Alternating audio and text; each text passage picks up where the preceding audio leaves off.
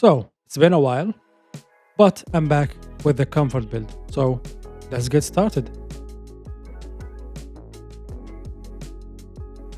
So when it comes to the comfort builds and when it comes to comfy setups, we have three aspects to look forward to. So for example, we have the healing aspect, which we have skills like recovery speed, recovery up, speed eating. Also, we have tool specialist builds that focus on keeping the mending mantle as much as we can.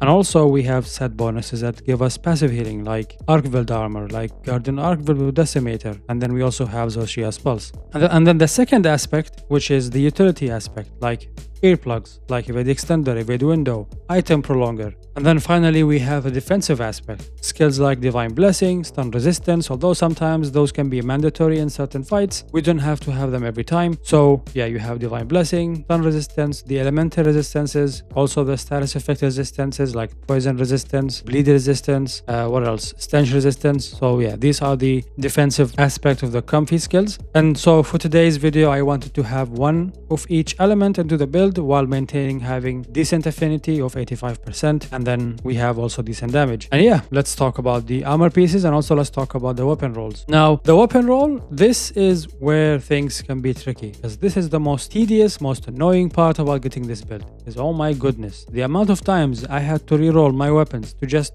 to get Zoshia's Pulse with Lord Soul is insane. Like I rolled my blast weapon 71 times, same with paralysis, 68 times with poison because I made a mistake and used the wrong infusion, so it cost me 6 materials instead of 3, and still not a single Zoshia's Pulse with Lord Soul. But luckily enough for me, I got it on my third roll on the fire weapon, so I'm gonna use a fire weapon for this build. But ideally you want to have it on a status effect that is equally useless against all monsters like Blast, for example. And yeah, so that you can have just a universal weapon against all, right? Instead of fire, where it can be extremely effective against certain monsters and extremely ineffective against others. But elemental damage is not really the highlight of this build. So it doesn't hurt that we have a fire weapon, but ideally you want it to have a status effect. And yeah, the rolls are Zoshia's Pulse with Lord Soul. This will allow us to have Zoshia's Pulse level 4 or Super Recovery 2, and also Lord Soul for Guts, and also either having one-piece new Udra with Raidao gloves or having two-piece Raidao to give us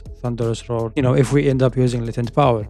So for the armor pieces, we have the chest piece and the gloves from Arch-Tempered Raidao to give us Thunderous Roar 1 and give us Latent Power with the Evade Extender. We will use the 2 level 3 decorations on it to maximize Throttle or Latent Power. And then the remaining pieces, we will use Numinous armor pieces, all beta. We will have 3 level 2 decorations. Those we will use to get maximum might. And then the level 2 decorations, we will use them to maximize Agitator. So with this build, we will have 5 levels of Latent Power, 5 levels of Agitator, 3 levels of maximum might. So we should have 95% affinity, but since my weapon is an attack focused weapon, we will have -10 affinity, so we will be at 85.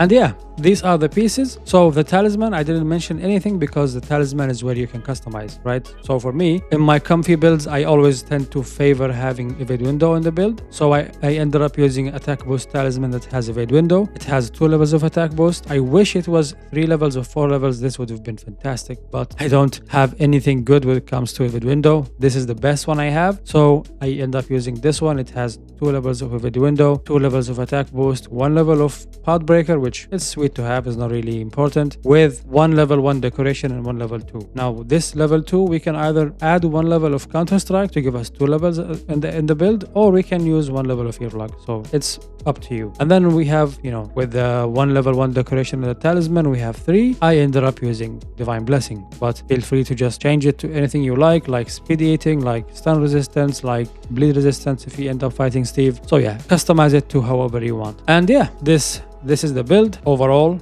All the skills on it, we have attack boost level 5, crit boost level 5, latent power level 5, agitator level 5, maximum might level 3, divine blessing level 3, evade window level 2, evade extender level 2, and recovery speed level 2, with 1 level of counter strike, path breaker, and coalescence.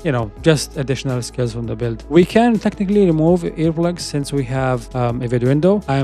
For me personally, if I have evade window, I am good at dodging the roars, so I sometimes remove earplug and add 1 more level of evade extender to give me a larger distance to dodge, which makes it easier for me to maintain my aggressiveness in the hunt and not get hit. But like I said, it's up to you. And yeah, sorry this video took a long time to come out, but yeah, the talismans and the talisman hunt, the grind to get the best roll on the weapon. And yeah, I had to take a break for the holidays and stuff, so yeah. But I hope you enjoy this build. Let me know what you think of it in the comment section, and I will see you in the next one. Peace.